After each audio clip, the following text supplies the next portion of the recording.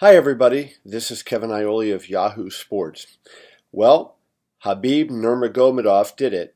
At UFC 223 last night in Brooklyn, he became the UFC's lightweight champion.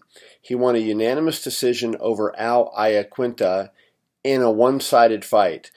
I had it 50-44, which is how one of the judges had it. The other two judges scored it 50-43, giving Khabib two 10-8 rounds. It was an impressive performance because of all that really had gone on. You had to wonder about where his mindset was going to be going into the fight, especially with all the changes. As you know, he was supposed to be fighting Tony Ferguson, but on Easter Sunday, Ferguson had to pull out of the fight. He had torn his LCL, really a bad break if you think about it, because he was doing an interview at the Fox Sports studios. He tripped over a TV wire and it injured his knee. So it forced him to pull out of the fight. The fourth time, by the way, that fight has happened and one of the guys has had to pull out. So that then put Max Holloway into the fight, the featherweight champion.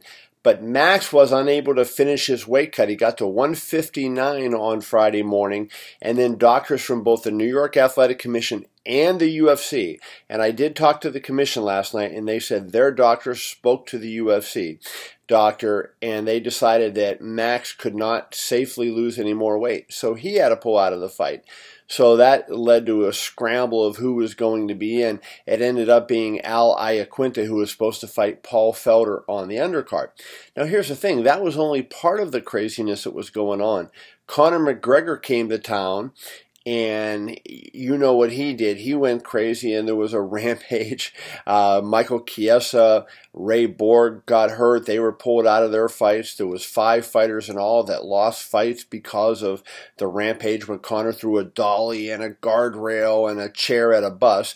Rose Namajunas, the women's strawweight champion, she actually said she considered not fighting.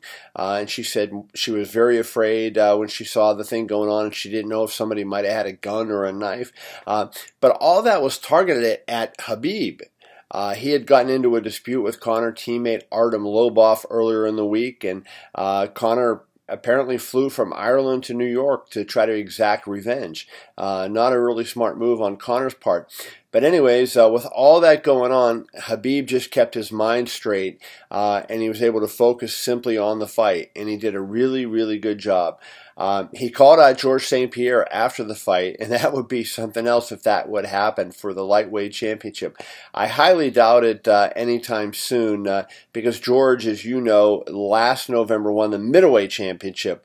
To get down to 155 and to safely make that cut because he would have to be cutting some muscle, was going to take a long time, and I don't think we'll see that happen. So who knows? Conor's status is going to be up in the air. Obviously, he's facing charges here in New York.